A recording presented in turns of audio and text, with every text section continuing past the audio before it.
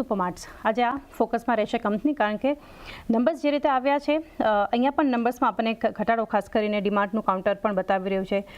Discretionary spend જે છે એમાં નરમાશ છે, એની અસર આપણને Q1 અર્નિંગ્સ પર જોવા મળી છે. કઈ રીતે ઓવરઓલ તમે વ્યૂ રાખી રહ્યા છો ડીમાર્ટ પર?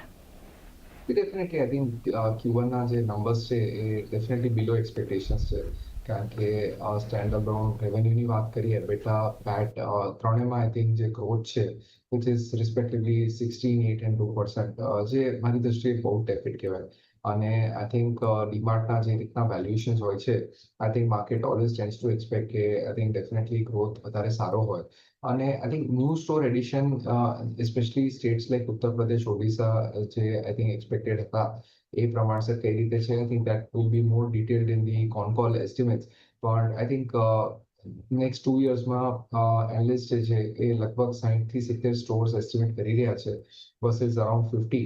એટલે જોવાનું રહેશે કે આઈ થિંક જે નવા સીઈઓ આવ્યા છે ટિલ 2026 એન્ડ બિયોન્ડ, તો કઈ રીતે આઈ થિંક હેન્ડ ઓફ થાય છે. But as on date, I think definitely competitive intensity is creeping in from other bigger players, and quick commerce is also taking a toll. તો આ કઈ રીતે આગળ જતા પેન આઉટ થાય છે જોવાનું રહેશે. પણ આજની તારીખમાં I think definitely like for like sales growth 7.8% થયો છે, જે 8%ની ઉપરની રન રેટ હતું, તો એ થોડું કન્સર્નિંગ છે. તો વિલ વેટ એન્ડ વોચ, પણ હમણાં I think valuations are on the higher side. તો એક વ્યૂ બનતો દેખાયો છે, વેલ્યુએશન પણ હાયર સાઇડ પર છે. નંબર્સ પણ અનુમાન મુજબ એવન્યુ સુપરમાર્ટ્સ નથી બતાવી રહ્યા, અને Q1 અપડેટ્સ જ્યારથી આવી છે ત્યારથી આ સ્ટોકમાં આપણને સતત ઘટાડો છે, અને હવે આજે પરિણામને લીધે પણ આગળ એક એક્શન દેખાઈ શકે છે. ગ્લેનમાર્ક ફાર્મા એક ફોકસમાં રહેશે. પાર્થિવ, ઘણી મજબૂતી આપણને આ સ્ટોકમાં લાસ્ટ વીકમાં તમે જુઓ તો જબરદસ્ત વોલ્યુમ બેઝડ બાઇંગ સતત ગ્લેનમાર્કે બતાવ્યું છે. આજે કંપની માટે જે અપડેટ છે, US FDA તરફથી જે ઇન્દોર પ્લાન્ટ છે, યુનિટ છે, ત્યાં વોર્નિંગ લેટર ઇસ્યુ થયો છે. કઈ રીતે એક વ્યૂ આપશો ફંડામેન્ટલ્સ પર ગ્લેનમાર્કના? ઓવરઓલ આઈ થિંક ગ્લેનમાર્કની અંદર I think it was a very significant event, કારણ કે આઈ થિંક માર્કેટ્સમાં કન્સેન્સસ વ્યૂ જે હતો કે if at all there is any milestone payment, તો એ milestone payment around $400 to $500 billion ની આસપાસ આવે. વર્સિસ દેટ આઈ થિંક એ લોકોને $700 million અપફ્રન્ટ માઇલસ્ટોન પેમેન્ટ થયું છે, અને over the course of time with royalties etcetera I think $1.25 billion total deal size છે. This is, I think, monumental, કારણ કે આજની તારીખમાં ગ્લેનમાર્કના બેલેન્સ શીટ ઉપર હું રેટ જોઉં તો that is somewhere around 3,000 crores, અને આ ડીલથી I think it becomes completely net debt free. અને more importantly goes to show કે એ લોકોની જે પાઇપલાઇન છે, સ્પેશિયલી ન્યૂ કેમિકલ એન્ટિટીમાં, એમાં હજી બી બીજા આવા ટાઈપના 2 પ્રોડક્ટ્સ છે which can I think also create substantial value. પણ એઝ ઓન ડેટ મને લાગી રહ્યું છે કે જે પોઝિટિવ ન્યૂઝ છે હવે ગ્લેનમાર્કના સ્ટોકમાં ક્યાં ક્યાં ફેક્ટર્ડ ઇન છે વિથ ધ 15% અપમૂવ. અને even before the news I think there was a built-up. એટલે આજના તબક્કામાં આઈ થિંક હવે એને અવોઇડ કરવાની સલાહ આપીશ, પણ કોઈ બી ઘટાડો આવે તો Glenmark will definitely become an interesting candidate in the pharma space in the long. પણ ઘટાડો આવે છે તો એક ફોકસ તમે અહીંથી રાખી શકો છો આ લેવલ્સ પર, કારણ કે ઓલરેડી ઘણી મજબૂતી આ સ્ટોકમાં આપણને ગ્લેનમાર્ક ફાર્મામાં જોવા મળી છે. ત્યારબાદ જ્યાં એક ફોકસ આપણે રાખવાનું છે, વધુ એક કાઉન્ટર SBI લાઈફ માટે એક વ્યૂ લઈ લઈએ. ત્યાં પણ આપણને ખાસી એક મજબૂતી શુક્રવારના એક સેશનમાં જોવા મળી હતી. પાર્થિવ, SBI લાઈફ માટે કઈ રીતે ઓવરઓલ એક આપ વ્યૂ રાખી રહ્યા છો?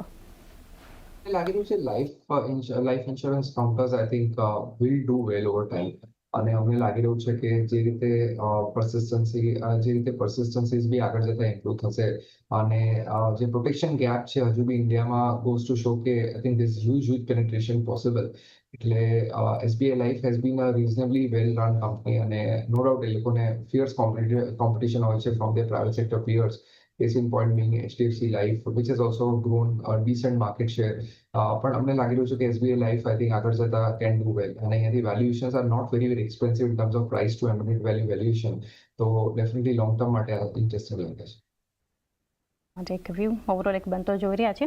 આ સિવાય પણ પાર્થિવ, HULમાં પણ જબરદસ્ત પોઝિટિવ એક્શન આપણને જોવા મળી શુક્રવારે, જે એક મેનેજમેન્ટમાં બદલાવ થયા, નવા CEO અને MD તરીકે આપણને ખાસ કરીને પ્રિયા નાયર જે નિયુક્ત થયા, ત્યારબાદ માર્કેટે તો એક થમ્સઅપ આપ્યું આ એક અપડેટને, કારણ કે ઘણી મજબૂતી આપણને HUL ટોપ નિફ્ટી ગેઇનિંગ કાઉન્ટર હતો. કઈ રીતે ફંડામેન્ટલ્સ ઓવરઓલ જોઈ રહ્યા છો, અને આજે બદલાવ આપણે મેનેજમેન્ટમાં જોવા મળી રહ્યા છે?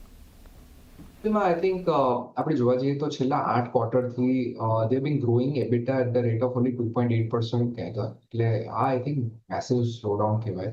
અને ઇટ્સ ક્વાઇટ અ ટેપિડ પેસ અને આગળ જતા I think definitely there was requirement of some sort of rehauling અને જે રીતે આ લોકોએ મેનેજમેન્ટ ટ્રાન્ઝિશન કર્યું છે I think a very senior lady has joined અને બેઝિકલી એમની પાસે જે રીતનું ટ્રેક રેકોર્ડ છે અને આઈ થિંક હવે મોડર્ન રિટેલ ચેનલ્સ છે D2C બ્રાન્ડ્સ છે એ પ્રકારનું આઈ થિંક ઇનોવેશન હવે even bigger companies like HUL will have to do case in point Bing Marico આપણે જોયું કે આઈ થિંક બહુ ફેન્ટાસ્ટિક રીતે એ અગ્રેસિવલી એ લોકો એક્વિઝિશન્સ D2C બ્રાન્ડ્સના કર્યા છે તો I think we'll have to see how it works out but frankly speaking I think HUL is a very big elephant જેને I think it will take a lot of time only with a management change rather of the કશું નથી થવાનું but we'll have to wait and watch and more importantly Q3 onwards કઈ રીતે consumption pattern pan out થાય છે that will be the key driving factor.